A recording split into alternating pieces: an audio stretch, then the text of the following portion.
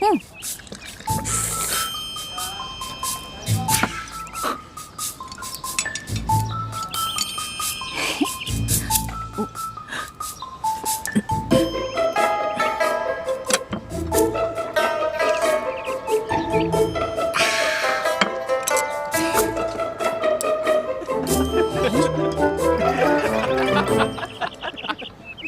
你看他那吃相，没见过吃相，来，你们看，你看，笑什么呢？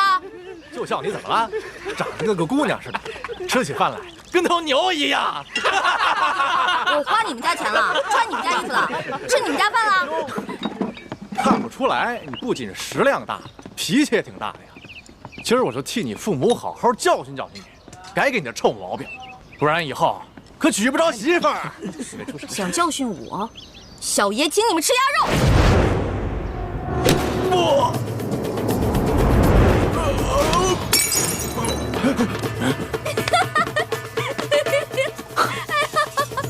找死！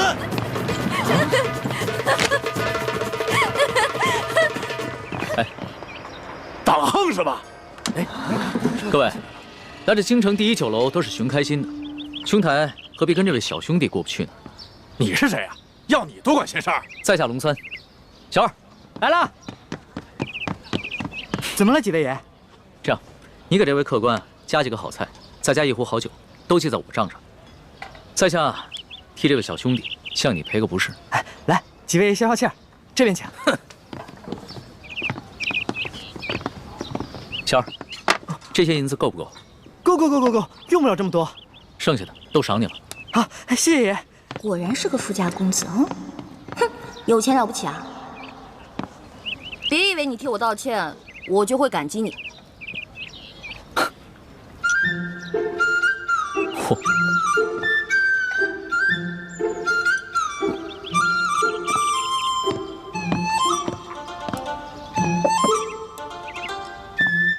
小兄弟，看你那么喜欢吃美食，这个呢，是我自家带过来的糕点，外面吃不到的，赏脸一品吧。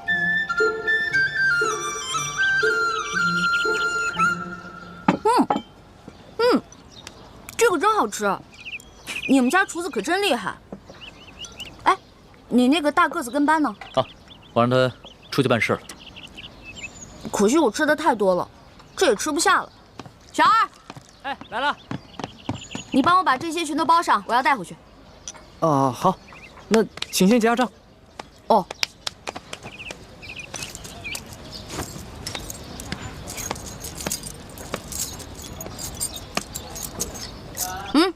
不用找了，这不够啊！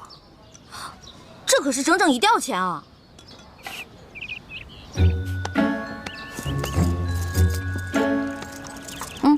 拿去。这还差得远呢。这回够了吧？只够个零头。这么多钱只够个零头？你这京城第一酒楼的菜也太贵了吧？这些钱都是我跟我兄弟姐妹1年的利钱呢。这儿可是京城第一酒楼，可不是你们乡下的草棚子小饭馆。你看看，看看咱这桌布，看看，再看看咱们店的陈设，啊！我跟你说，除了皇宫敢用黄色，普天之下没人敢用黄色，唯独本店。为什么？因为本店是先皇特许。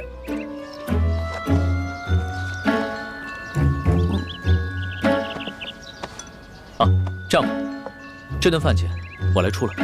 哎，且慢。虽然我知道你比我有钱，但是我也知道，无功不受禄。这样吧，我能不能先欠着，等我哥哥来了以后再付给你？可以啊，但是把你刚才掏的那块玉压在本店。带着这块玉赶回客栈，晚上会有别的叔叔接你回明珠谷。义父，你要去哪儿啊？我要跟你在一起。义父要为刚刚被绞死的那几个人收尸，这件事情太危险，你不能跟着我。那些被绞死的人跟咱们有什么关系啊？义父为什么要去给他们收尸？你还小，你不明白。记住，这块玉是你亲娘留给你的最后遗物，也是唯一能证明你身份的信物。你千万不能把它弄丢、弄脏。不行，这是我娘死前留给我的唯一遗物，不能给你。那客官的意思就是要吃霸王餐了。小兄弟，这个京城第一酒楼有个不成文的规矩，礼敬天下身怀绝技的能人异士。所以呢，你要是有什么绝技的话，能露出个1、2手，这样的话就可以免了这顿餐费。对，如果你实在没有现银的话，可以露手绝技给大伙儿瞧瞧。那什么样的绝技啊？来，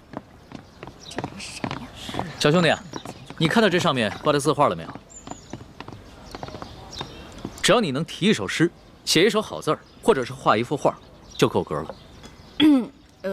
不瞒兄台，诗词歌赋、书法绘画，我样样都会，但是可能比不上这上面的墨宝吧。若是小兄弟觉得自己文采稍逊的话，那会不会什么别的，比如某种乐器、舞蹈，或者武功杂艺？没错，乐器嘛，我会好多种，舞蹈、杂艺、18般武艺，我也都会那么一点点。但是绝技，恐怕还谈不上吧。原来客官所学杂而不精啊！哎，人的精力是有限的，这位小兄弟啊，年纪轻轻的就什么都会，已经是很难得的奇才了。这样吧，小兄弟，你就挑你最精湛的技艺来露一手，看看是否合格。若是不够格的话，我来给你做担保，等你找到你哥哥再来结账不迟。好，就听龙少爷的，挑个您最拿手的，来一个给大伙瞧瞧。多谢兄台。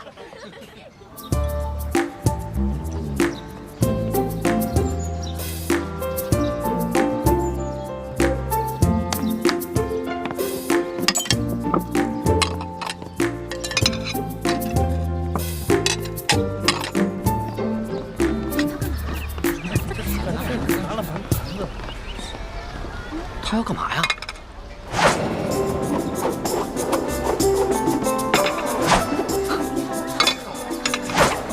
小兄弟，你这手上功夫虽说不上如何，但也算不错。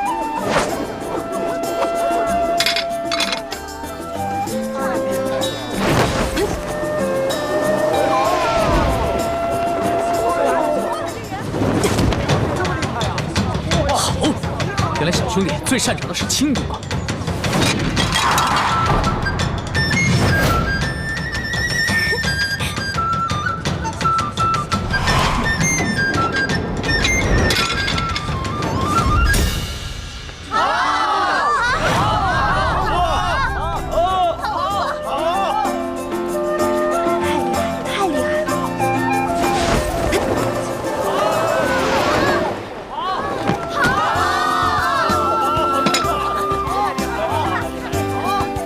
可以走了吧？当然可以，还请您留下高姓大名，下次再来本店提您名字可以打折。姓名就不必了，朱门酒肉臭，路有冻死骨。你这京城第一酒楼的一顿饭，够我跟我兄弟姐妹过1年了。先撤了。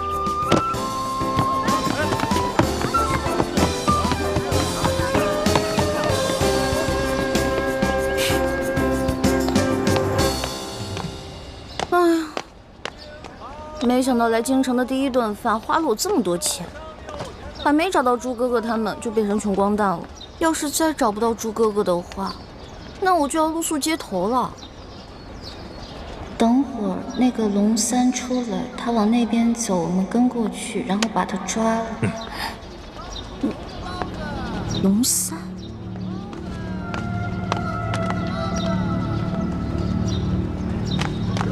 哎，兄台。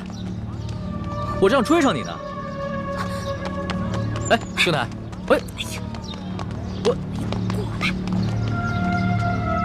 哎，小兄弟，不要问。刚才我看到几个江湖人士在打手语，他们好像要对你下手。不会吧？我平时极少出门，没有什么仇家。你当然是没什么仇家了，但是你爹娘没有教育过你吗？出门财不可外露，估计啊是盯上你的钱了。我这个样子很有钱吗？一看你就是一个不经常出府的大少爷吧，没什么江湖经验。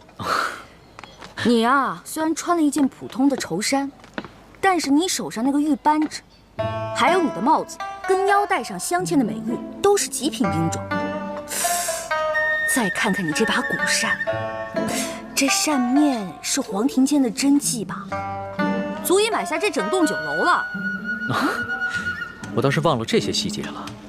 小兄弟，你真是好眼力啊！哼，其实在下的能力呢，不光是刚刚在楼上说的那些，我对鉴赏古玩玉器也是不在话下。多才多艺，真是多才多艺。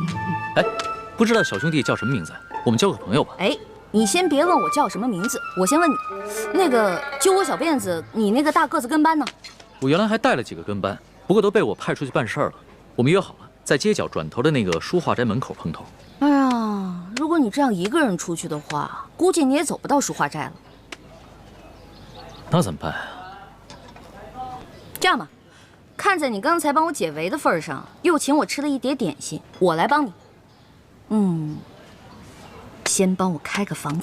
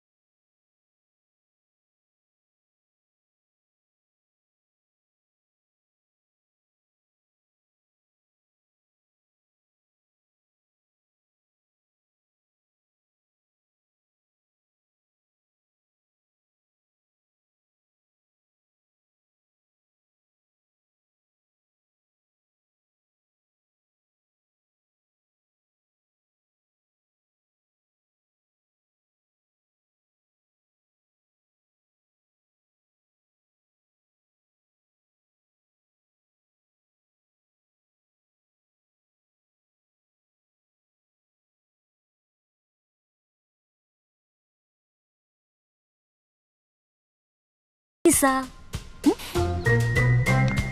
那就多谢小兄弟了。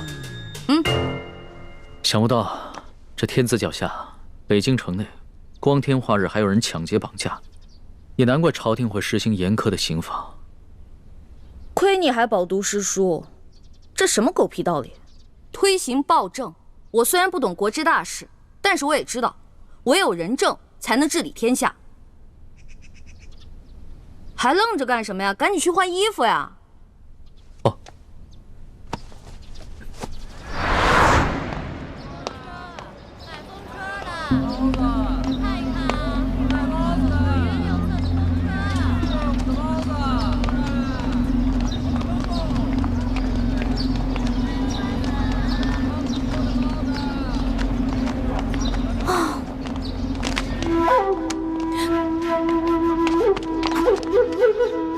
你不是龙三，怎么样，中了小爷的金蝉脱壳之计了吧？傻了吧？那个龙公子我们跟了好久了，今天就是你坏了我们的好事。所以你们想干嘛呢？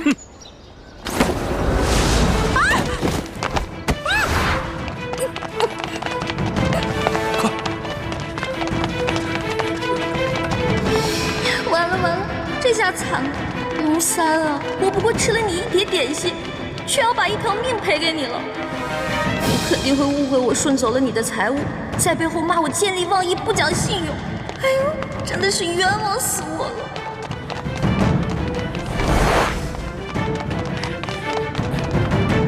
了！少主，今天有人破坏我们的计划。哦，什么人？这个人的声音好熟悉啊！放下！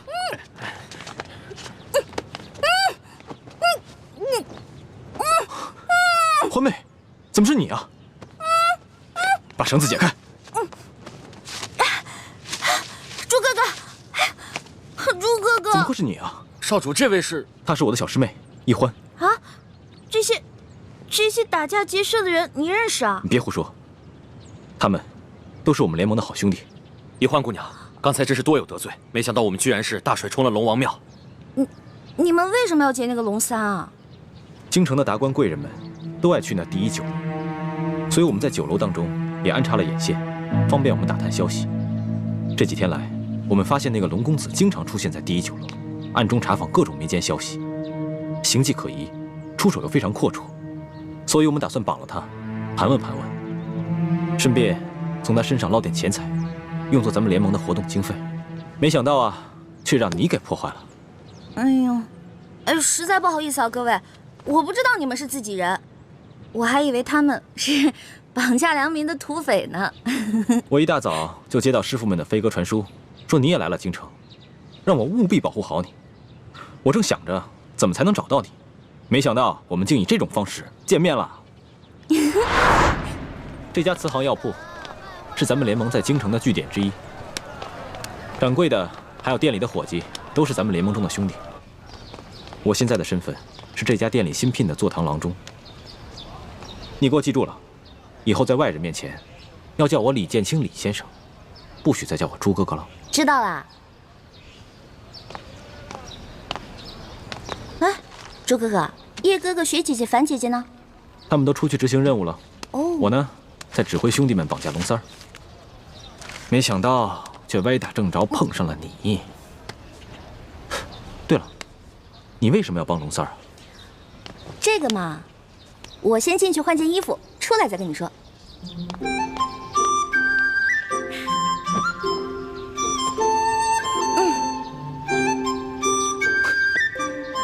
你就因为吃了他一碟点心，就去替他冒这个险？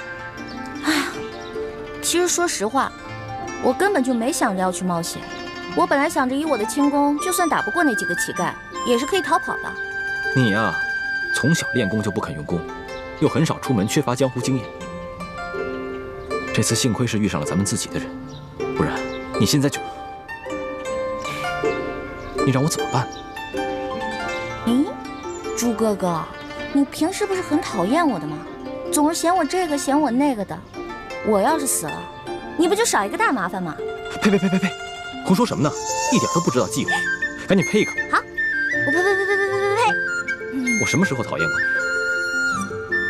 你是故意气我的是不是？我开玩笑的嘛。行了，朱哥哥，我得出去一趟。不行，不告诉我你去哪儿，别想出这个门。万一出事了怎么办？放心吧，这次我不会再出事儿了。我只是想把这个东西当面还给龙三。这个龙三身份很可疑，你要多留一个心眼。见到他，仔细打探一下他的底细。知道啦，朱哥哥，走了。你当心点啊！我们家少爷等你好久了，你一直没来，这不，龙三少爷有点急事儿就走了。他就这么走了？龙三少爷叫我把这个东西转交给你。那他临走前有没有说什么？他不会误会我不讲信用，把他东西都骗走了吧？哎呀，这怎么会呀？龙三少爷从不把身外之物放在心上，倒是对小兄弟挺关心的。他跟我们说了，一旦有你的消息，叫我们马上派人到他府上去告诉他一声。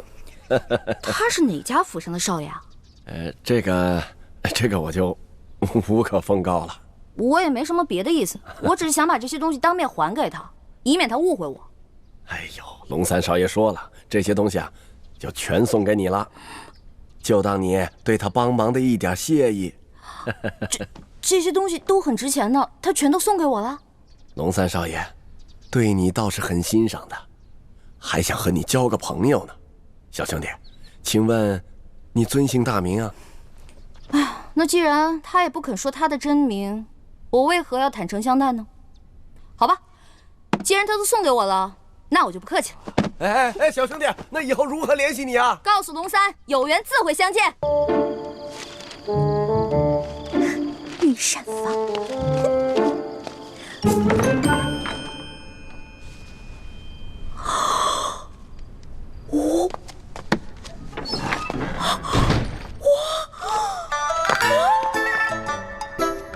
幸亏朱哥哥给了我这张地图。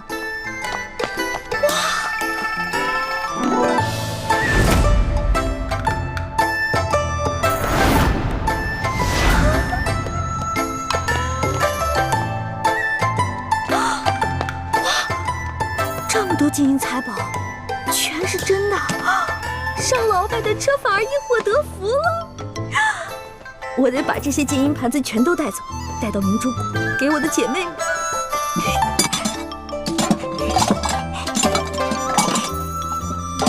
都是皇上用的东西，太棒了！快！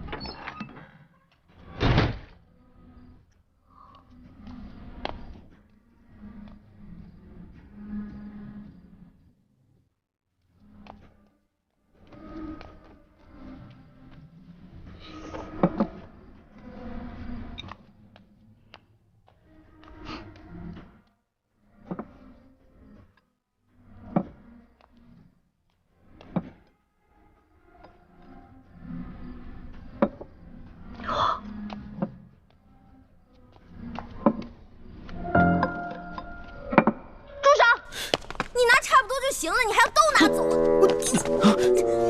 是你啊？谁啊？我跟你不熟，别跟我套近乎啊！哎，是我。哎，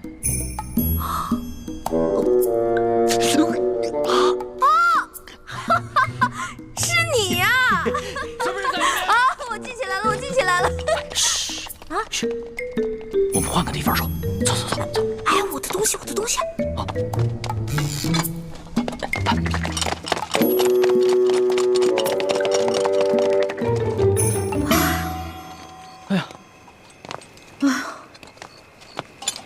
吓死我！哎，多谢你啊，还好有你在，要不然我就被抓了。不过你到底是谁啊？我怎么会在皇宫看见你呢？而且你对皇宫的地形如此熟悉。我呀，我是这个宫里的御前侍卫，所以啊，我对这个皇宫啊特别熟悉。你在宫里当差啊？怪不得那个书画斋的老板不肯跟我透露你的身份呢。原来如此啊！小兄弟，还是你说的对，有缘自会相见。没想到这么快我们又见面了。是啊。哎，对了，你这么晚进宫来做什么呀？哎呀，别提了，要多倒霉有多倒霉。我在路上走得好好的。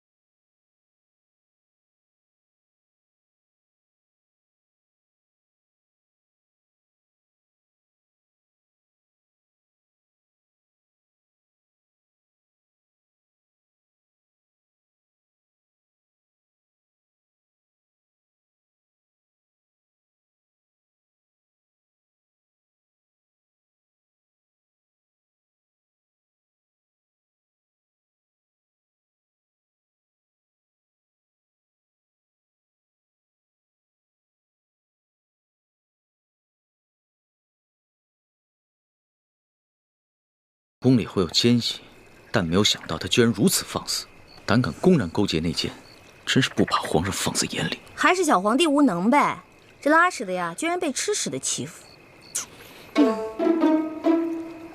小兄弟，你这话未免也太糙了吧？话糙理不糙啊，我说的都是实在话。如果这个皇帝是个英明君主的话，那怎么可能任由鳌拜这么嚣张跋扈呢？小兄弟啊，你想的太简单了。这皇上啊，年少，刚亲政不久，要整顿朝纲，自然是需要时间的。而且他确实想做出一番大事，要不然的话，他也不会派我乔装打扮，在宫外打探消息了。怪不得你在酒楼花钱这么阔气，原来是奉旨花钱啊！你这个差事不错啊！哎，我都跟你聊饿了，还好我在御膳房拿了点吃。这样，我带你去一个特别安全的地方慢慢吃。去哪里啊？哪儿啊？你跟我来就知道了。哦。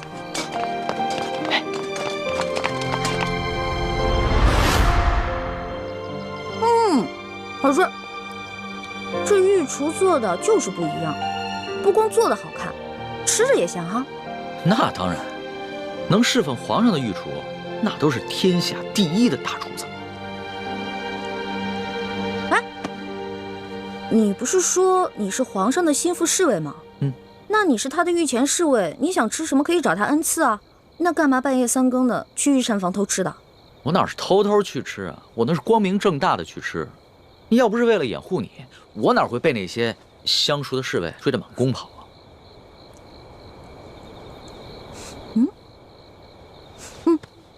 怎么？不对啊，这2种糕里面掺了不同的香料，会使人慢性中毒的。中毒？你别开玩笑了，怎么可能呢？这些糕点是皇上最喜欢吃的，而且皇上平时进膳的时候，都是有专门的人用银针试过的，也有专门的人试吃，怎么可能会有毒呢？真的，这里边的香料性热，而这个糕点里面的香料性凉，2种单独食用不会中毒，但是混在一起长期食用就会使人中毒，并且可以使人心智受损。你没开玩笑啊？干嘛？别动，我来给你把把脉。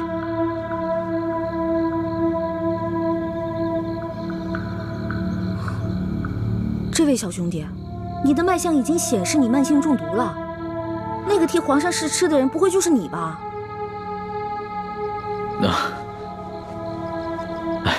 实不相瞒，其实呢是皇上和我最近都感觉到身体不适，所以呢特意让我来御膳房求证一下。原本呢我是不相信宫里的太医，所以想取几样食材拿到外面去给宫外的名医看看。一开始见到你在那儿的时候，我以为啊你是下毒的人，派来毁灭证据的。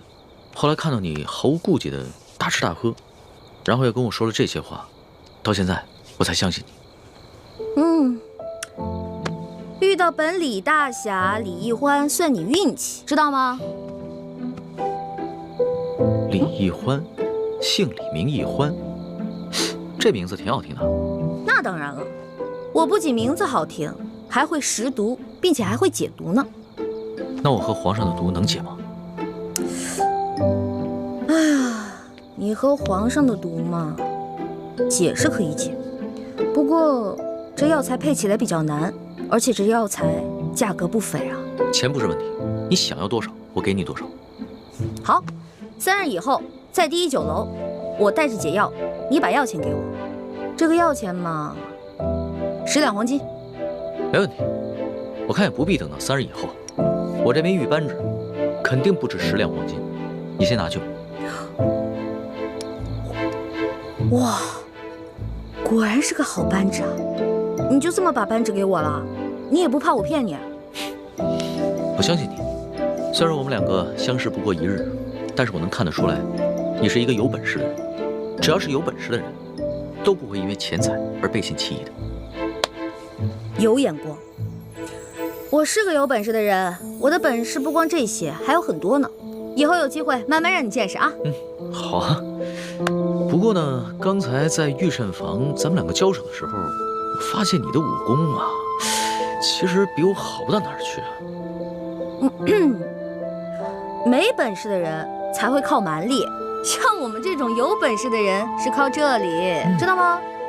再说了，我就是一个江湖小贼，我这点本事也足够了。但是你是御前侍卫啊，那你这3脚猫的功夫怎么当的御前侍卫？哎，你跟我说实话，是不是你投了个好胎，有了个好爹，才让你当上御前侍卫的？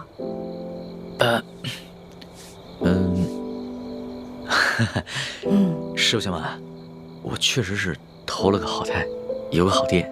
我祖上啊是8旗的贵族，我能随侍皇上，也都是我们家里人帮的忙。任人唯亲，这康熙小皇帝啊，果然不是什么明君啊。哎，也就是你啊，说这样的话，要别人说这样的话呢，我早就拉他去见官了。不过呢，你虽然言语上对皇上不敬，但是我能看得出来，你心思不坏。你这个小兄弟吧，通情达理，仗义疏财，我决定了，你这个朋友我交定了。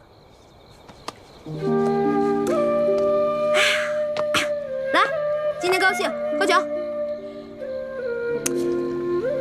我这壶底的酒可不是一般的酒，这个酒呢是我在山里发现的野山葡萄酒，也不知道哪位仙人何年何月何日酿造的，总之特别好喝。你别以为你是皇上的小跟班，吃惯了好多御食，好多御酒，就不把我这个酒当回事儿了。我这个酒啊，可比你那些御酒好喝多了。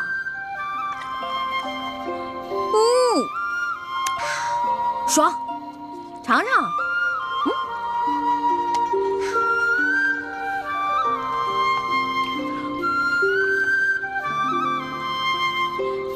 怎么样？啊，是好酒啊，是吧？多喝点。哎，小兄弟，你是哪儿的人啊？为什么要进京啊？我呀，我就是一个江湖游侠。我进京呢，就是来看一看京城有多繁华，吃遍京城的美食。二呢，我是想找一些珍贵的药材，配一款冰肌雪肤养颜膏，给我姐姐脸上疗伤。你姐姐的脸怎么了？哎呀，别提了，一说到这事儿吧，我就特别内疚。小的时候啊，我背着大人，拉着我姐姐去山里玩。哎，妹妹，咱们回去吧。平日里师傅们都不让咱们上山玩，说山里有野兽，那是他们吓唬咱们呢。走吧。哎呀，走啦！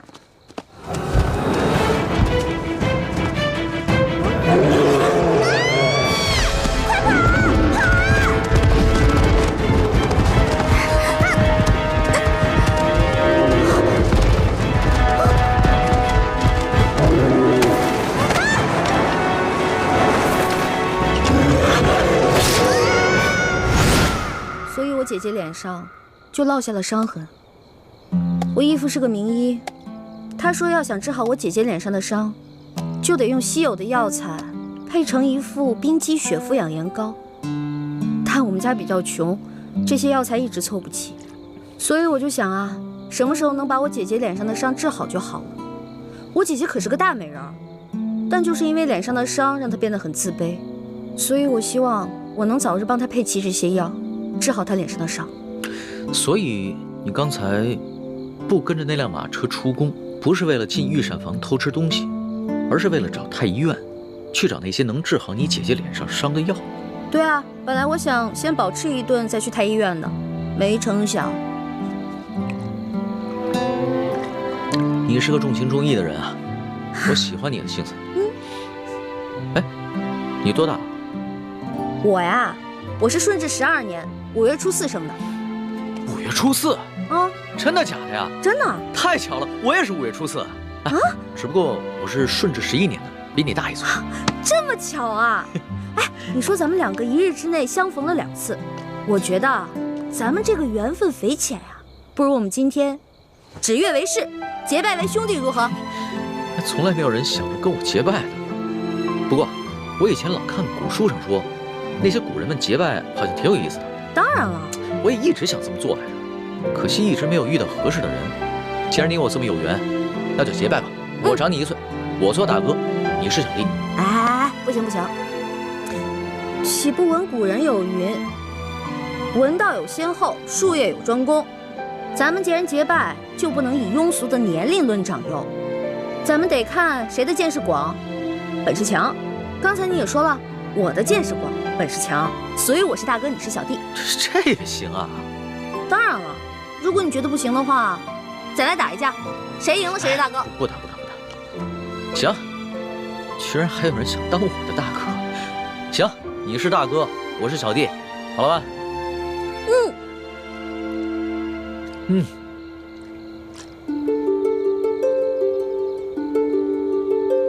我李易欢，我龙三，今日对着月亮发誓，结为异姓兄弟。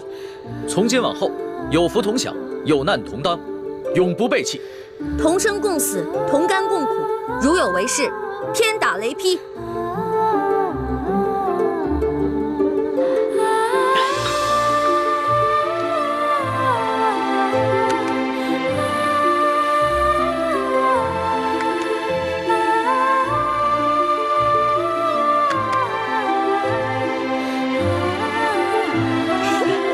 哥请，小弟请。哎，对了，我们现在都结拜了，以后不能骗你了，要不然会天打雷劈的。大哥，你说什么呢？你可真是个小白兔！我之前说那个解药说要10两黄金，其实只需要10个铜板。我跟你结拜了，所以自然不能骗你了。哦，还有这个玉扳指，还给你吧。我是刚开始看你那么有钱，所以想顺便敲敲你的竹杠。不过现在咱们都结拜了，我就不能再骗你了，我得讲义气啊。大哥果然是个性情中人。不过我们刚刚对着月亮发誓，要有福同享，有难同当。小弟的东西呢，就是大哥的东西。这个玉扳指啊，大哥你就好好收着吧。这个东西啊，小弟多的是，不必还我了。当真啊？当真，我们刚刚发过誓的。你总不想让小弟被天打雷劈吧？像你这样的小白兔，行走江湖不得被人炖了给烤了吃啊！不过你放心吧，现在有大哥在呢，大哥保护你。行，那日后小弟就多养张大哥观察了。放心吧，乖啊！我回来了。你去哪儿了？猪哥哥，我看看啊，有没有受伤啊？哎呀，猪哥哥，别大惊小怪的了。你看我不是挺好的吗？什么事都没有啊。哎，你知不知道，大家为了找你一宿都没睡，各个据点也都派了人，满北京城的找你。樊师妹到现在都没回来。一欢，谢谢你急死我们了。哎呀，对不起嘛，没想到我一夜未归，大家这么兴师动众的。欢妹，你要注意自己的身份。如果你出了事，整个联盟会不惜一切代价去救你。如果因为你牺牲了那么多无辜的性命，你心里过意得去吗？我知道了，猪哥哥，我错了，我下次再也不这样。不过，你们知道我去哪儿了吗？去哪儿了呀？紫禁城。你不是跟我说去庙会了吗？是啊，我事先去的庙会。我去了庙会以后，我还去紫禁城溜达了一圈呢。我不光进去了，你们猜我看到了谁？我碰到了皇上的御前侍卫龙三，我还跟他结拜了呢。啊？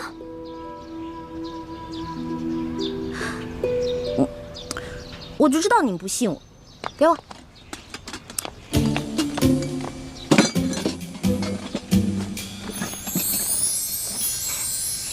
哇，看，没骗你们吧？我不光跟他结拜了，我还成了大哥了呢。他居然认我当大哥，我从小到大都是最小的，没想到我现在成大哥了。原来龙三就是康熙的御前侍卫，是替他在外面打探消息的，怪不得出手那么阔绰。欢妹，你要多跟龙三联系，要挑起康熙跟鳌拜的内斗，也许龙三就是一个重要的突破口。没错，你昨晚不是正巧碰见鳌拜勾结内奸吗？这样一来，小皇帝肯定就更加记恨鳌拜了。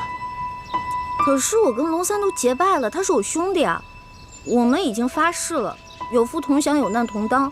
我这样做是不是有点不厚道？欢妹，情有轻重，义有大小。江湖情义固然重要，但那是小情小义。联盟光复大明，那才是大义。一欢，你要相信咱们这些从小一块长大的兄弟姐妹，可不能被刚认识的人给迷惑了呀。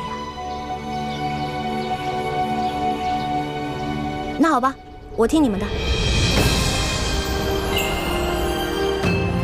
皇上头晕的毛病可好些了？略好些了。只是皇祖母，你们都退下吧，和皇后唠些家常。下去。是。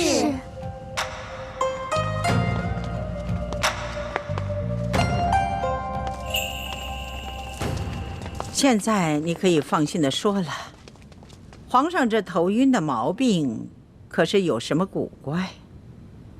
是有人在皇上的饮食中下了毒。下了毒？那太医院的人回话说皇上患了风疾。哀家也奇怪，皇上啊从小就习武，身子骨健壮着呢，又正当年少，怎么可能患上风疾呢？这一定是有人做了手脚，下的什么毒啊？是否危及到生命？皇祖母放心，倒不是什么要命的毒药，只是2种药性相克的草药，长期服用会引起心悸和头晕，无法理政。明白了，竟有人如此胆大包天，肆无忌惮，这在朝里找不出第二个。想必他是看上皇上长大成人了，却不甘心还政于皇上，居然不惜铤而走险来毒害皇上。皇祖母，那个狗奴才已经如此大胆，那可如何是好？如今恐怕也只有您老人家能想办法来压制他了。哎，哀家老了，忠心于哀家的那些老臣们，病的病，老的老，死的死，都指望不上了。此人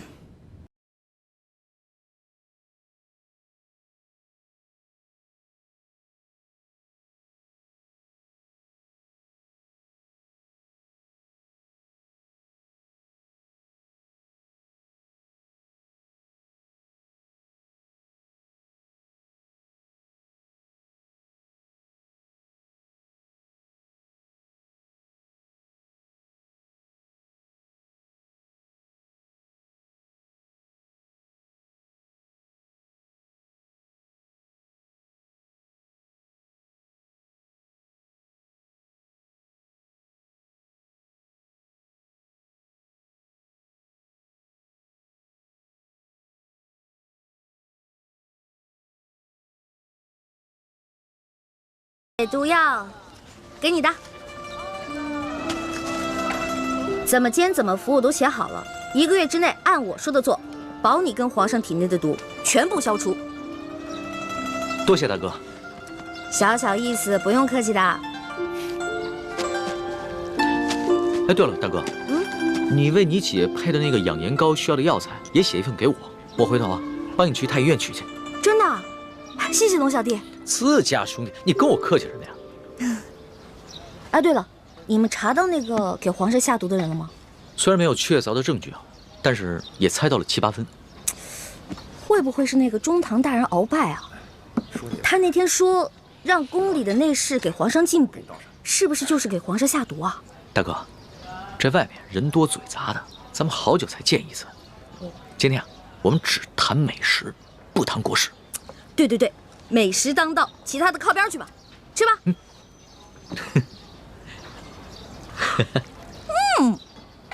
好吃。哎，大哥，我送给你的那把古扇子呢？那把扇子啊，太贵重了，我不敢拿着，所以呢，改明儿我给它当了，兴许能换好多钱呢。大哥，那把古扇是我阿玛赠给我的，对于我来说意义非凡。我和大哥呢一见如故，很是投缘，所以把它转赠给大哥。没想到你却想把它拿去当换钱。呸！我说错话了嘛，别生气啊，龙小弟。您放心吧，那把扇子我会好好保存着，我绝对不会把它卖了。如果丢了的话，那我就出门被雷劈，下河被水淹死。你也不用发这么毒的誓啊，只要你心里有小弟就好了。哎呀，龙小弟，你不知道，你是贵族家的小公子，而我呢，从小出生在一个穷乡僻壤的山谷里面，全谷的人呢，连一件像样的绸衫都没有。每当过年啊，所有的人分一头猪吃。来到京城以后呢，我觉得京城好繁华呀，我特别想努力赚钱，把这些钱都带给乡亲们，让他们过几天好日子。大哥，以后呢，要是缺钱的话，你就来找小弟我，小弟别的忙帮不上，银钱这方面很是方便。只是，大哥千万别再把我送给你的东西拿去卖了换钱。哎，那可不行。虽然你是我兄弟，但是你已经帮我很多了，我可不能再让你帮我了，我要自己赚钱。我知道，大哥这个人呢，表面上看上去放荡不羁，其实还是很有原则的。哎，我的龙小弟也不错嘛，仗义疏财，通情达理，最主要的，大气有钱。能得到大哥这样的评赏，小弟心里甚是欢喜啊！来，喝一杯。喝，干了。好热呀！为什么这么热还要开会啊？此人就是孙福，他曾是我二儿子，也就是奕欢的二哥李四星的心腹副将。当年我跟吴三桂在滇都大战，四星是怨恨我为了保护先帝，亲手射杀了他娘亲跟他妹妹，从此不知所踪。这孙福也下落不明。如今我们得到消息，孙福已经投降了清廷。现在，我要你们全力活捉孙福，把他带回明珠谷，从他的口中逼问出四星的下落。这孙福都投靠了清廷了，那我二哥会不会也投靠清廷了？奕欢，不要胡说。你二哥是我的亲儿子，是我一手教养成人，他是宁死也不会投降大清的。他的失踪，要么就是生我的气，要么就是被孙福暗害，为国捐躯了。孙福投降清廷以后，清廷对他很是重用，不仅赐了满姓，还封锁了一切有关他的消息。所以我们调查了这么多年，直到如今才探查到，元州知府阿克塞纳木泰就是当年李四星将军的副将孙福。他为了防止身份暴露，行事非常谨慎，出入都有大批士兵把守。为了保证能够活捉孙福，李欢，我们必须集体出动，明日便赶往元州。啊，明天就出发？对，等樊师妹执行任务回来，明天一早便出发。能不能过2天再出发呀？这来京城还没几天呢，庙会还没逛够，好多好吃的还没吃呢。龙小弟还跟我说他要请我吃烤鸭呢。爹，晚几天再走行不行？我们去元州不是游山玩水，捉拿孙福关系到查探你二哥四星的下落，必须马上执行，免得夜长梦多。你要是不愿去，那就跟着义父回明珠谷吧。回明珠谷？那我还是跟你们去元州抓什么阿克、什么泰什么的吧。奕欢，这次你要把你的玩性全都给我收起来，跟着你的几个师哥师姐，好好的完成任务，知道吗？大师兄，我看这样吧，此次劫人就由咱们4个来完成，让小师妹只负责接应就好了。还是叶哥哥对我好，不像某些人婆婆妈妈唠唠叨叨的，讨厌。你就是嫌我烦，我也得提醒你一句，坐直了。此次行动是我们5个人出师以来第一次集体行动，切莫大大咧咧的，不当一回事。认真点。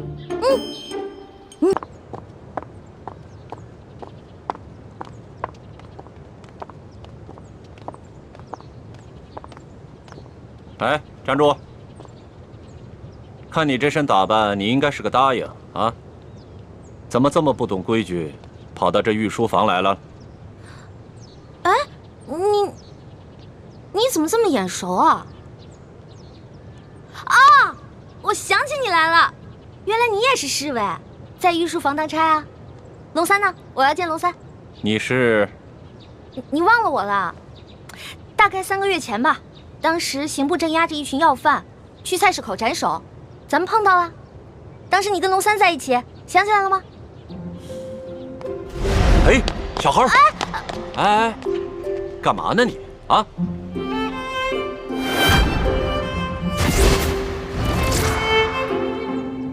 是你？我呀？哎，你是个女的，还进宫当了个答应。哎，龙三呢？龙三？难道你不知道龙三他是？我知道啊，龙三他不是御前侍卫吗？在御书房当差。哦，他是这么跟你说的。我明白了。龙三他今天不在，你身为答应，也是后宫中的人，没有宣诏呢，不得随便来到御书房，以免惊了圣驾。现在皇上啊，马上就要退朝来御书房了，啊，你赶快回去吧。哦，龙三也不在，走就走嘛。皇上哪那么容易就惊了圣驾呀？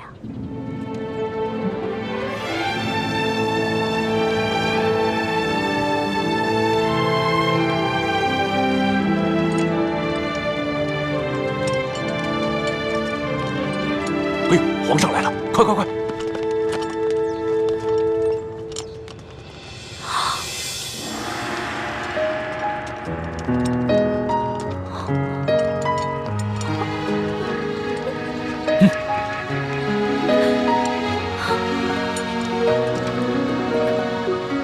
你见了皇上，为什么不跪呀？你是皇上。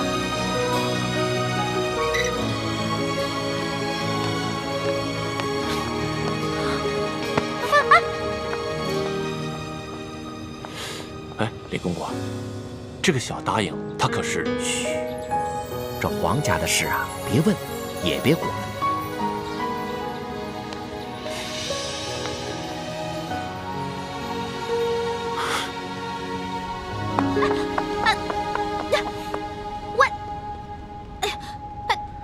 你到底是谁啊？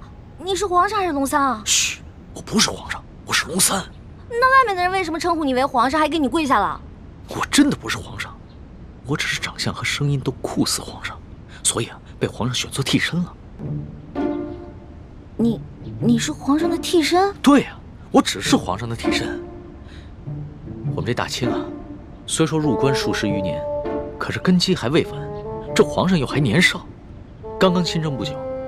不管是那些签名余孽，还是那些妄想谋朝篡位的权臣，都有暗杀皇上的企图。就拿这个鳌拜来说，连顾命大臣苏克萨哈都敢杀，还勾结内侍给皇上下毒。所以啊，皇上时常让我扮成他的样子。我就说嘛，你吓死我了！你怎么可能是皇上呢？你要是皇上的话，怎么可能半夜三更的去御膳房偷东西呢？还跟我结拜兄弟了，是不是？对对对。所以皇上3日侍寝不肯让我看他的样子，一直戴着面具，就是怕我发现，是不是？对呀。所以你现在知道了，为什么你在宫里面打听不到侍卫龙三这个人？因为我不是普通的侍卫，我不站班儿，我只是在必要的时候出来替皇上一下。那也就是说，你是皇上的替身，那也就得替皇上挨刀子了。我身为臣子，当然要效命于皇上了。再说了，皇上待我不薄，我也是心甘情愿替他卖命。龙小弟，你太可怜了。你说你当皇上的替身，皇上对你好，说白了就是让你去给他卖命。哼，从古至今，所有的皇帝都一个样，自私自利，全都是冷血无耻之徒。老大，你就别当我的面说皇上的不好了，你这不是为难小弟吗？哎，你今儿怎么想起跑这御书房来找我了？还说呢，几天都不理我。我有重要的事情要告诉你。重要的事情？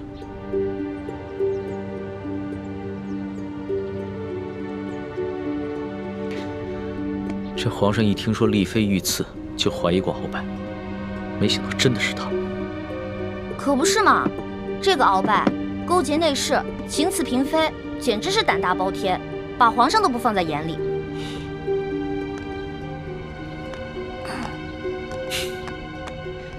老大，你是不知道啊，这鳌拜把持朝政多年，这朝廷上下、宫中内外全都是他的势力。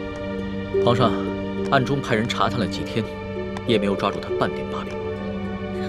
那难道就这么算了？小不忍则乱大谋，眼下还不是跟鳌拜翻脸的时候，所以只能当作暂不知情了。这个鳌拜贼心不死，还逼着我哥哥要去刺杀厉贵人。你务必跟你哥哥说一下，千万不要听命于鳌拜。皇上已经在暗中想办法铲除鳌拜了，所以要拜托你哥哥多跟鳌拜周旋一段时间了。哎，放心吧，我哥哥啊肯定不会助纣为虐的。不过你说这个小皇帝他的计划可行吗？会不会很危险啊？老大，这皇上呀，可不是你想象当中的那个风流好色之徒。他呀虽然年少，但是有勇有谋，也算是一代明君吧。龙小弟啊，你就是天生当奴才的命啊！我说，都这个时候了，还替你那个皇上主子说话呢，他能有什么很高明的策划呀？按照我的想法，他呀就是不把你的命当命，关键时刻让你去给他当替死鬼，知道吗？老安，你就别当着我的面说皇上的不好了，你这不是为难我了吗？行，我就是因为把你当兄弟，所以我跟你说话才不避讳。既然你不想让我这样说的话，那以后就捡好听的假的话跟你说呗。好了，我这气量没那么小，气会连一个小姑娘的口无遮拦都容不下。我知道，你之所以骂皇上，是因为担心我的安危，对吧？当然了，龙小弟，在这个世界上，除了我的亲人，你就是我最亲的人了。你听我的啊，你可千万别因为什么你的皇上、你的主子去卖命，关键时刻你得记得保护好你自己，千万别于衷，知道吗？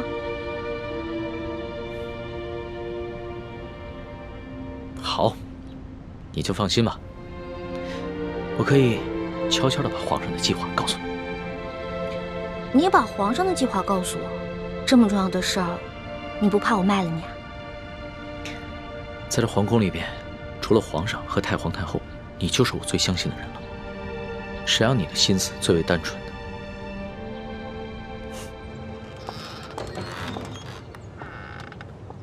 李德福，送欢答应回永和宫。这。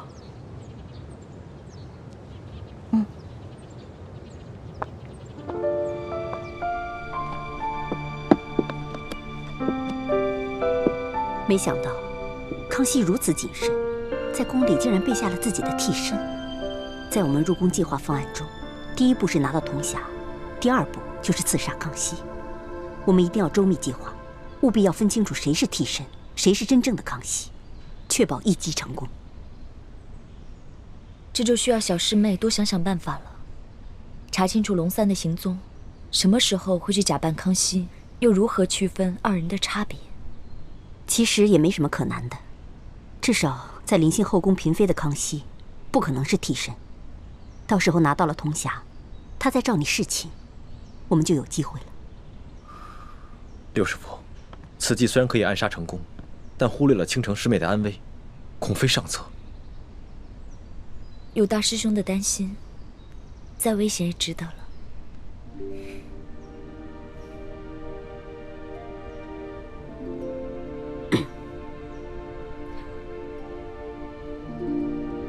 这行刺康熙的行动是下一步计划，还早着呢。我们还是现在想一想接下来的行动。康熙居然会派几个会摔跤的小子去擒拿鳌拜，这个计划比我们未来行刺的计划更加冒险。不如我把康熙擒拿鳌拜的计划告诉鳌拜，鳌拜岂会坐以待毙？到时候他们君臣内斗，无论谁赢谁输，我们都可以坐收渔利。什么？康熙在暗中训练几个小太监、小侍卫摔跤，想借着摔跤的游戏擒拿老夫。你这消息来源可靠吗？他已经开始怀疑行刺厉贵人的幕后主使就是中堂大人，所以加强了对厉贵人的保护。卑职想尽办法，也无从下手。这康熙少年老成，若是他真的想拿下老夫，那他绝不会向任何人透露半点风声。更何况，老夫乃大清第一勇士，这康熙岂会指望几个只会摔跤的少年就能拿得下老夫呢？这种计划太过儿戏了。说不定他们是想钓鱼吧，想让老夫主动上钩。若是老夫先动手，那就中了他们的计了。那他就可以名正言顺地下诏拿下老夫了。中堂大人思虑周密，卑职佩服。不过，宁可信其有，不可信其无。若是皇上单独召见中堂大人，大人小心防备为好。老夫这大清第一勇士可不是浪得虚名，又怎会怕他那几个只会摔跤的少年呢？更何况老夫在宫中埋伏下了不少的心腹死士。若是康熙小儿真的敢冒险与老夫翻脸，那老夫定会让他后悔莫及。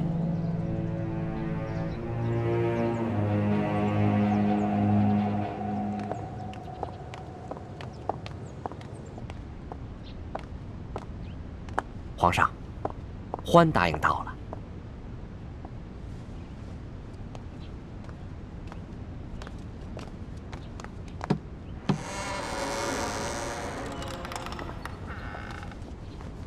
奕欢，叩见皇上。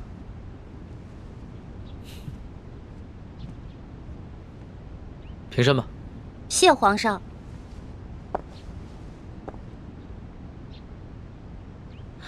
嘿，是你呀，龙小弟！哎呦，你一小气的，你给我装什么皇上啊？这皇上跟龙三竟然长得一模一样，你怎么知道在你面前的是龙三，不是皇上呀？我怎么可能不知道啊？哎，皇上啊，那3日侍寝，虽然把灯光调得很暗，而且还戴了个面具，但是我可以看他的眼睛啊，他的眼神跟你完全不一样。你的眼神呢，温柔体贴，他不是。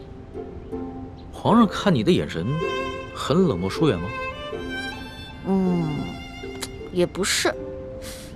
他看我的眼神有一种猎人看猎物的感觉。哎，我也说不清楚，反正那种感觉就很奇怪，就是觉得他不是什么正经皇帝。要不是你们俩眼神不一样啊，我还真认不出来。哎，对了，你叫我来干嘛？我这次叫你过来呢，是想跟你道个别。道别？你要去哪儿啊？还记得我上次跟你说过的要擒拿鳌拜的计划吗？今天就是计划展开的日子。皇上已经宣召鳌拜单独来御书房觐见，所以我要亲自动手，和那些训练已久的侍卫和太监们一起擒拿鳌拜。什么？你要亲自跟鳌拜动手？鳌拜可是大清第一勇士，你亲自动手你就死定了。鳌拜一日不出，皇上就无法真正亲政。而且鳌拜手握军权，皇上也不敢下旨捉拿鳌拜。但是鳌拜此人呢，自恃武功甚高，性格极为孤傲，他绝对想不到皇上会找几个摔跤手在宫里边要擒拿他，这样出其不意，反倒有可能成功。而且皇上还安排了李公公在茶里边下了一些药，鳌拜喝了以后就会内力尽失。李公公，皇上让李公公来协助你？对啊，李公公从小就进宫了，侍奉过太祖皇帝和先皇，深得太皇太后的宠幸。可是那个李公公，怎么了？算了，没事了。龙小弟，你别那么傻，你别替皇上去卖命，你肯定会死的，你别去了，行不行？所以啊，特意让你过来，跟你道个别。毕竟我活到这么大，你是跟我关系最特殊的人。这一世，我可能只能做你的龙小弟，是你的结拜兄弟。可是来世，我希望做你的青梅竹马。老大，你怎么哭了？我们两个是结拜兄弟，说好有福同享，有难同当的。你要是去送死了，就凭我这三脚猫的功夫，根本救不了你。那如果你死了，那我也得去死啊！我还不想死呢，我还有很多美食没有吃呢，我还有很多心愿没有完成呢。那你就别陪我去死了，让我自己一个人死就好了。反正我在九泉之下也不会怪你，顶多变成厉鬼来缠着你。呸！你明知道人家心里特别着急，你还说这样的话。老大，好了，别哭了，啊！这个计划，它又不一定会失败，也许就成功了呢。道完别了，你先回永和宫，等消息吧。龙小弟，只能这样了吗？没有什么更改的可能了吗？只有过了这一关，皇上才是一条龙，要不然的话，他只是一条虫。那你等我一下。你要干嘛？哎，不许进来啊！我没让你进来，你不许进来。哎，不许进来。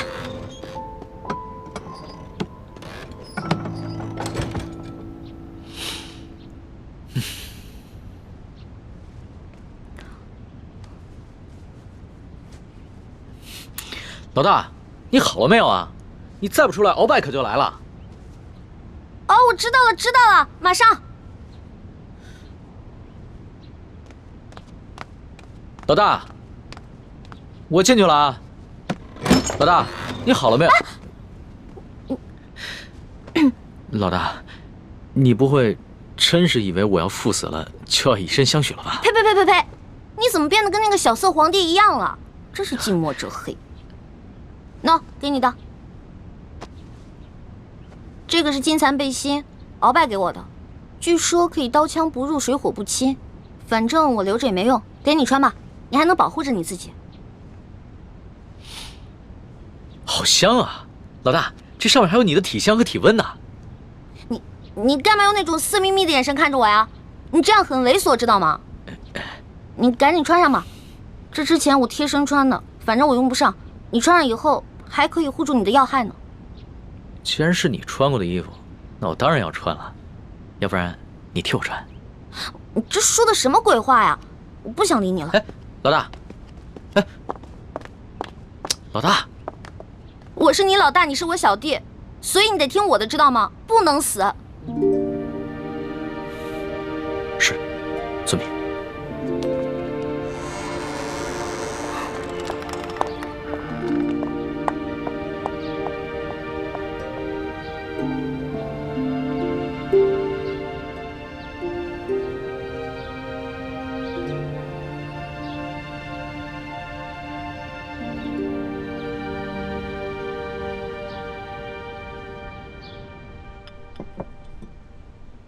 六师傅，康熙擒拿鳌拜的计划如箭在弦，一触即发。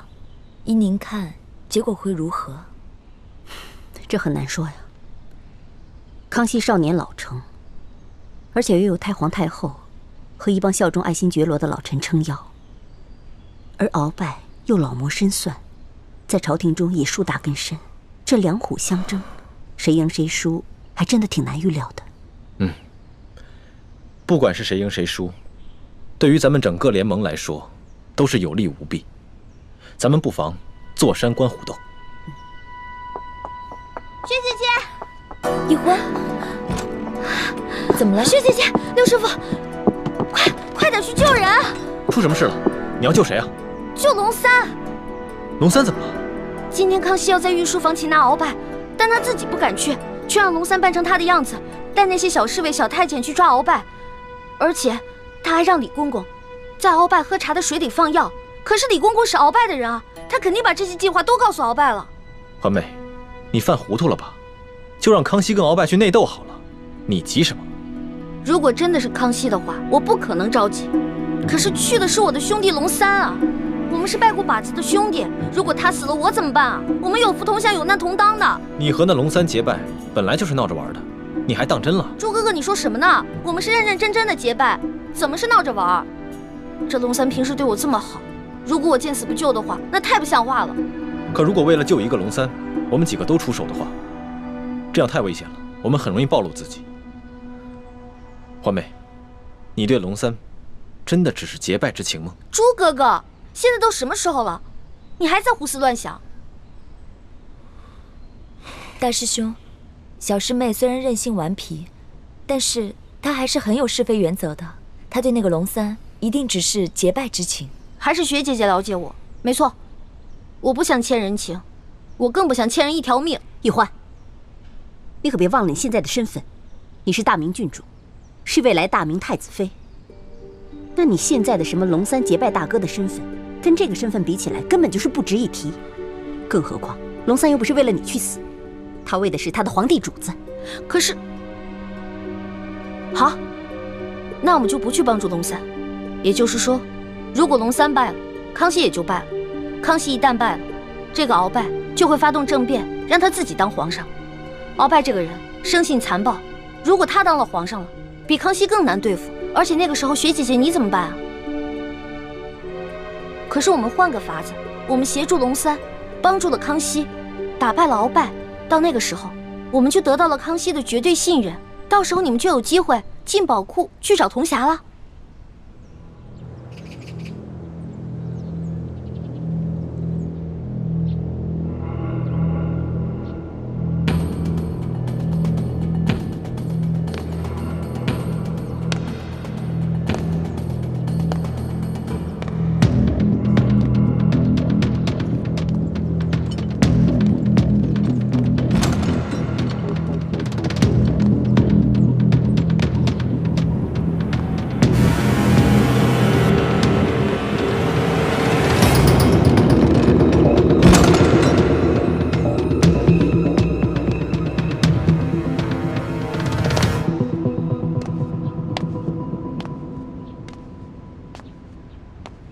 奴才参见皇上。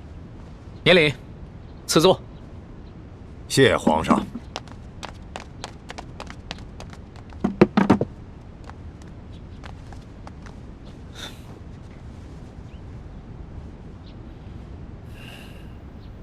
此茶。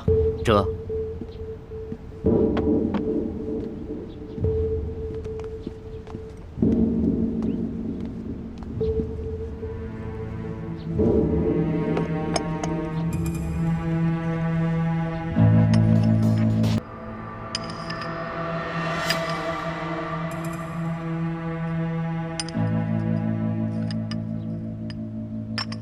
王少保，这些茶都是今年新摘的龙井，是昨个浙江巡抚刚刚送进宫的，你不妨多品一品，看看比之安徽的银毫如何？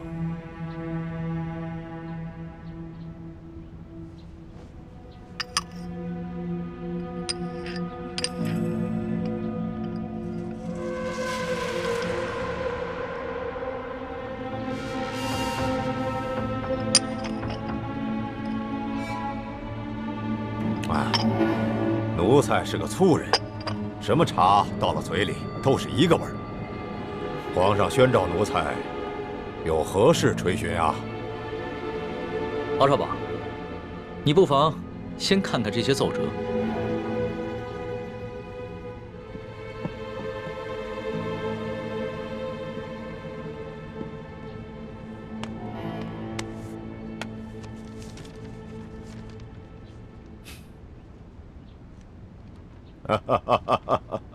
你笑什么？皇上，奴才笑这些要弹劾奴才的大臣们翻来覆去，陈词滥调，哎，也没说换一个新的花样。这上面还有许多奏折，你不妨都看看。不必了，想来左右仍不过是些什么擅权自专了、欺君罔上了、结党营私、诛戮大臣。你说这些，哎，全是些子虚乌有之事。鳌拜，你！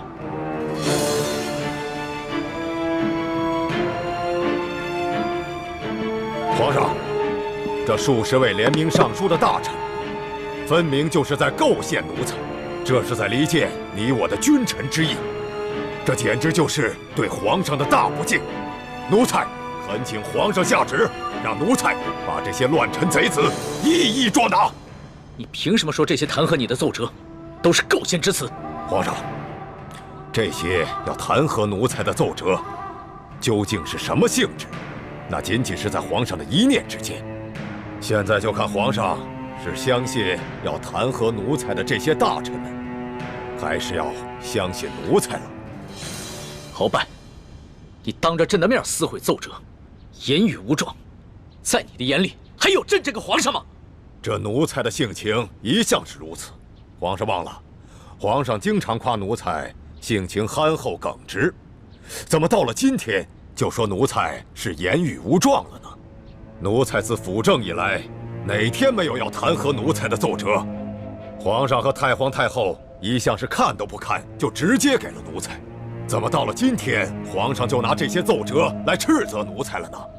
这么看来，不是奴才的眼里没有了皇上，而是皇上的心里根本就没有奴才了。到了现在，你还在强词夺理，丝毫没有悔改反省之心，真是让朕心寒呐！好了，皇上，你也不必处心积虑地挑奴才的刺儿了。皇上现在无非是翅膀硬了，想独揽大权，嫌奴才碍眼了。还是老话说得好，鸟进弓藏，兔死狗烹。皇上要如何发落奴才，就请直言吧。好，鳌拜，朕知你辅佐三朝，劳苦功高，朕看你不如安心找一个地方颐养天年吧。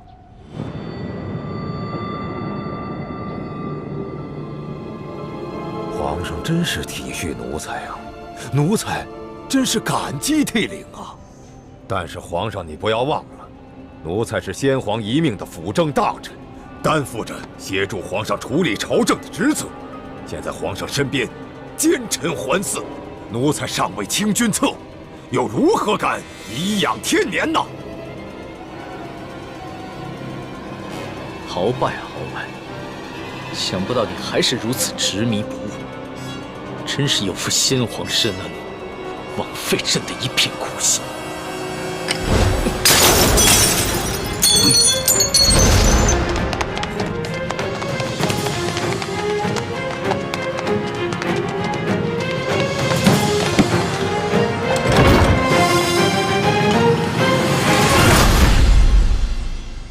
按理说，我们站在康熙这边，得到的利益会更大一些。可是现在我觉得，鳌拜获胜的可能性会更大。如果我们站错了队，那我们将会前功尽弃。那我们再等等吧，看情况，再随机应变。不能再等了，朱哥哥，你都不知道龙三的武功还没有我强呢。鳌拜一只手直接把他掐死了。欢妹，这么重要的事情，我们当然要权衡一下。好，那你们权衡吧，我等不了了，我得去救我的龙小弟了。哎，欢妹，一欢，一欢对这个龙三有点过于担心了。大师兄，我觉得小师妹说的不无道理。眼下就是一场豪赌，我们把赌注押给康熙，对我们似乎更有利。我等不了那么多了，我得去救他。哎，太子，我也跟你一起去。不能去啊！为什么？你不能去。无论康熙和鳌拜谁胜谁负，你我都不能暴露身份。可是鳌拜号称大清第一勇士，我担心大师兄不是他的对手。你放心，太子自有分寸。如果情形不对，他一定会及时发出求救信号，到时候我们再见机行事。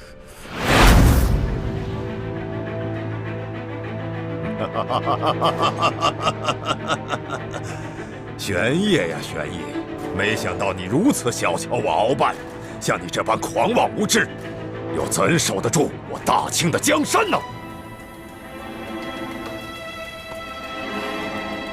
好，那老夫就先送你去见先帝，再另立新君吧。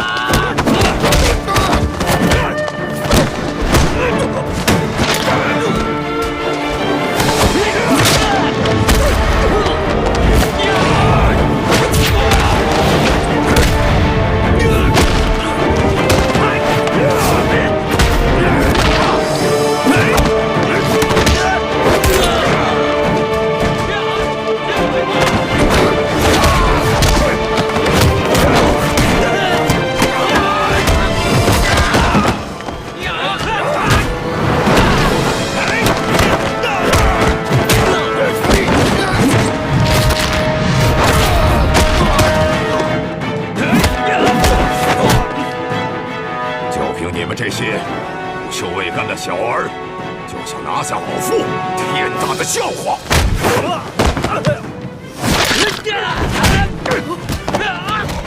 李德福，朕让你准备的东西你备好了吗？回皇上，奴才岂敢抗旨？奴才确实在茶里下了那粒散，奴才也不知道为何会失去效果呀。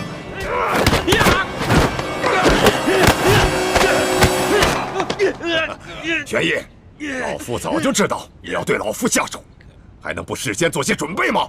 告诉你，在来之前，老夫就预先服下了能解百毒的辟邪丹了。快起来！只要抓住了鳌拜，官升3级，赏金1000两。真是不见棺材不落泪。来吧，送死吧！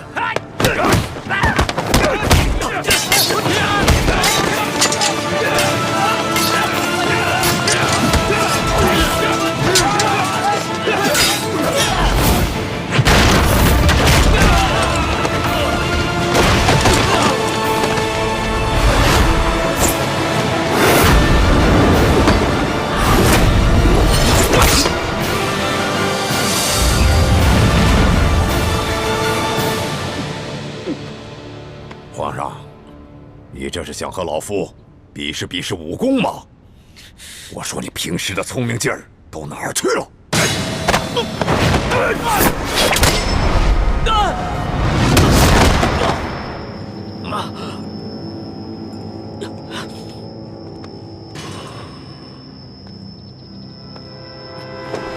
龙小弟，我来救你！没事吧？易欢，你疯了吗？你这个月的大补丸不想要了吗？义父，对不起了，请恕干女儿要大义灭亲了。你别忘了，你哥哥和你都服下了老夫的大补丸。我告诉你，一旦毒发，你们会死得苦不堪言。鳌拜，咱们来做个交易吧，你放了皇上，我也求皇上放了你，怎么样？老夫真是看走了眼了。老夫原本以为你是一个聪明伶俐的丫头，没想到你这般幼稚。站住，鳌拜！你已经中了我的7步之岛，如果你现在强行运功的话，你在7步之内就会毒发身亡。鬼丫头，你以为老夫会上你的当吗？就算老夫中了7步刀，也会在7步之内一样先毙了你们的命，让你们为老夫陪葬的。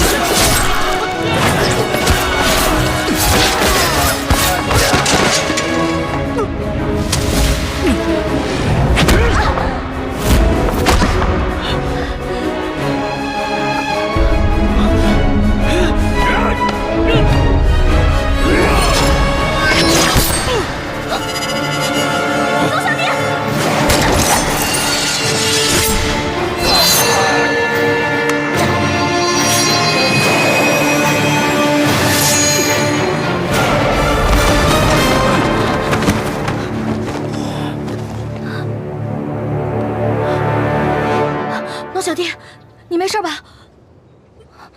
来，没事，慢点。没事，还好有你的金层背心。拦住他们，我去救皇上。你去吧。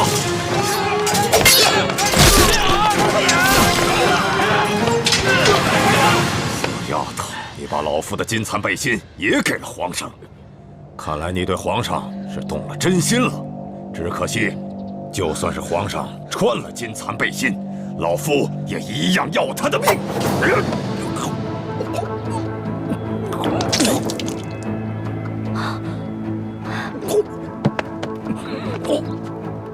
鳌拜，你果然与众不同啊！别人中了我的7步岛，只能走7步，没有想到你追了我们这么多步才倒，厉害！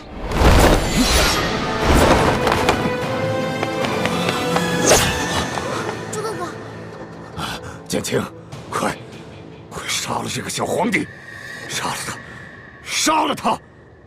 就是大功一件，老夫就会把你们兄妹二人的大补丸的解药给你们，还会升你为太医院的院判。快，杀了他！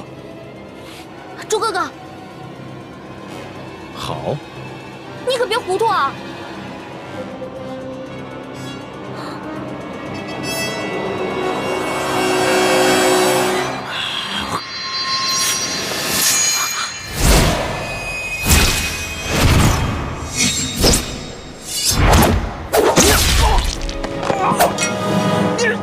中堂大人，你忘了，我是易欢的哥哥，当然要帮自己的妹妹。你们这大补丸的解药都不想要了吗？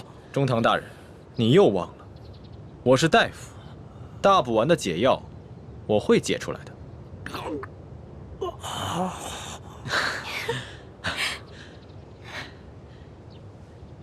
老大，你怎么受伤了？怎么流这么多血啊？我不知道，我居然受伤了。哎，你疯了！你撕龙袍是杀头之罪，是我的。好。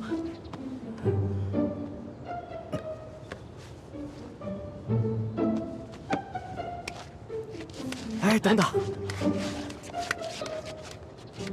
皇上，奴才这儿有手绢儿。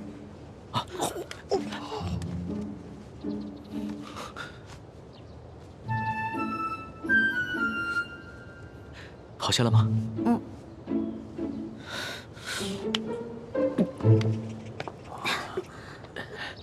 鳌拜，你别不服气，没想到你这个人不仅有勇无谋，还有眼无珠。站在你面前的根本就不是什么皇上，他是皇上的替身龙三。你说他是龙三？护驾，护驾！这边快！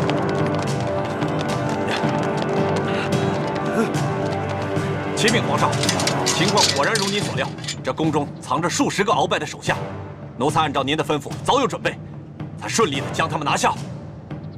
好，擒下鳌拜。这，来人，拿下鳌拜。这，他真是皇上？对，这就是当今皇上。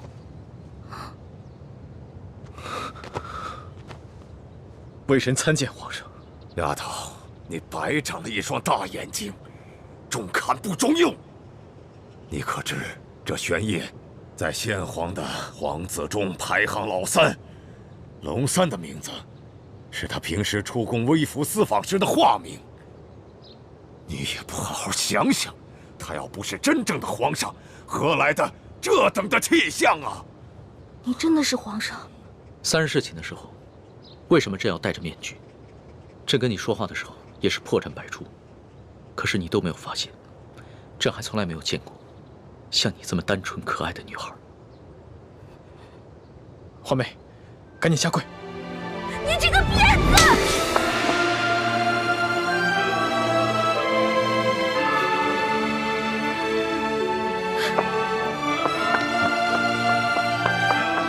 皇上，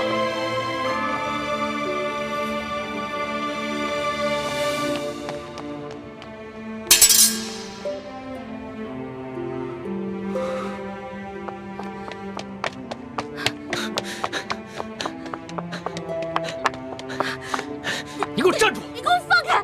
你就是个混蛋，你就是个无赖！你吃了雄心豹子胆了！你不仅敢打朕，还骂朕是骗子无赖！你本来就是骗子，本来就是无赖！你知不知道你现在说的每一句话都够砍你100次头了？砍吧，反正现在鳌拜已经被你制服了，留着我这个猪脑袋也没什么用了。好，你不怕死是吧？那你哥哥呢？你知不知道你打了朕要被诛9族的？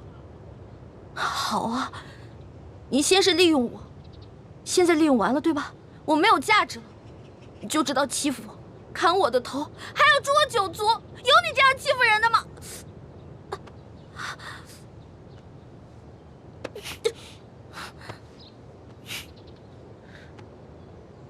伤口这么深，你还乱动？你等一下，朕马上让你哥哥过来给你止血。现在都要砍我和哥哥的头了，还止血干什么？朕难道不该砍你的头吗？你知不知道从小到大，还从来没有人打过朕，就算朕的皇阿玛在世的时候，也从来没有动过朕的一根手指头。那还不是因为你骗我？你跟我说你不是皇上，你是龙三，我是你的老大。那小弟做错事了，老大教训一下怎么了？那要你这么说的话，还是朕的错了。没错，就是你的错，谁让你骗我了？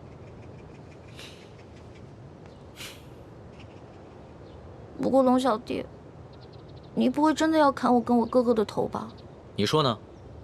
你当着那么多人的面打了朕，朕要是不惩罚你一下的话，还怎么君临天下呀？你还有没有良心啊？刚刚是谁冒死帮你跟鳌拜拼命的？刚刚你确实挺勇敢的。朕原本以为你就算真的担心朕，但也只会躲得远远的。我现在真是后悔了，早知道我就应该让鳌拜把你大卸八块的。朕要是被大卸八块，你也好不到哪儿去。你忘了你跟朕结拜过？你还说我被你玩得团团转，你现在很得意很开心是不是？那你不也一样吗？啊，老骗我这个那个的，现在知道自己牛皮吹大了。我从小生在穷山村里面，我以为皇上都是那种威严的，哪成想是你这种泼皮无赖样。我怎么就泼皮无赖了？那你还一直女扮男装欺骗朕呢？啊？那反正你踢朕挨了一刀，又给了朕一巴掌，这事扯平了。不过，龙小，皇上，是不是以后我得跟他们一样，毕恭毕敬的叫你皇上了？那当然了，在外人面前，朕只能是皇上，你就不能胡闹。只不过，私底下，你如果还愿意叫朕龙小弟的话，朕会很开心的。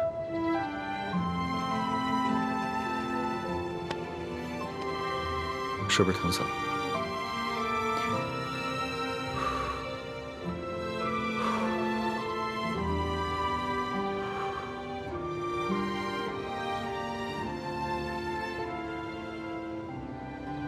索统，奴才在。朕封你为国史院大学士。奴才谢主隆恩。还有你的那些属下，护驾有功，全部每人晋升1级，赏白银1000两。谢皇上，奴才遵旨。皇上万岁万岁万万岁！平身吧。就。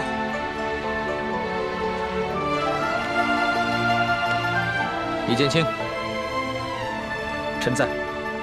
朕封你为太医院副院判，赏黄金100两。皇上，臣之医术还不够格担任太医院副院判一职，若是勉强忝居高位，于臣也未见有益。臣护驾乃是臣分内之事，不求封赏，只求当好一名御医。你年纪轻轻就能淡泊名利，很好。不过既然是你救了朕，那就是为朕立下了大功，朕也得赏罚分明啊。你要是不愿意升职的话，那朕就赐你一件黄马褂，准你有急事的时候，可以直接穿着黄马褂进宫见朕。多谢皇上。桓答应。奴婢在。你为了帮朕铲除鳌拜，不惜冒着生命危险潜伏在鳌拜的身边，还识破了鳌拜要给朕下毒的阴谋，为朕擒下鳌拜立下了首功，可谓是有胆有识、有勇有谋的女中豪杰。你想要什么，尽管说出来，朕都会遂你的愿。皇上，奴婢只有2件事想请求皇上。这第一件事，想让皇上撤去奴婢的答应之位。朕本来就要准备取消你答应的封位，封你为嫔，让你做一宫之主。皇上误会了，奴婢不是嫌答应的封位太小，而是奴婢只想做一个小小的宫女。为什么？因为奴婢的满八旗身份是鳌拜帮我伪造的，之前为了迷惑鳌拜，所以皇上给奴婢封了一个答应之位。可是现在鳌拜已经就擒了呀，所以奴婢也没有必要再假意的做皇上的后宫嫔妃了。这有什么的？朕早就想过了，找一个8旗的宗亲认你做义女，赏你们李家一个满八旗的身份就是了。其实这跟几旗也没什么关系。最主要的是，奴婢年少的时候，家里给奴婢定了亲。虽然奴婢的未婚夫前几年外出游学，暂时失去了联系，但是婚约还是在的，所以奴婢没有办法侍奉皇上。你的意思是，将来有可能还是要出宫，去跟你的未婚夫完婚？这大清朝跟历代历朝都是一样的，推崇信义为先，这婚约自然也要遵守，所以奴婢就不能侍奉皇上，希望皇上成全。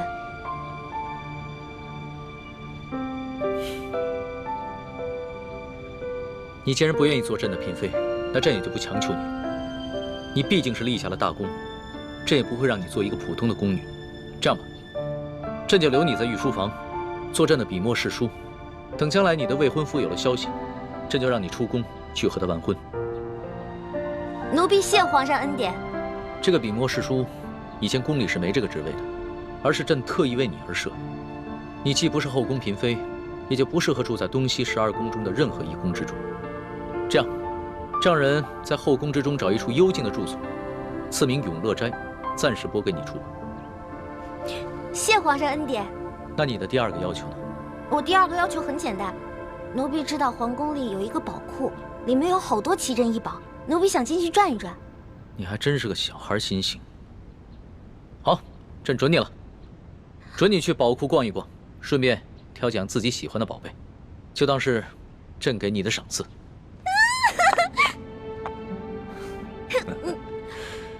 多谢皇上恩典。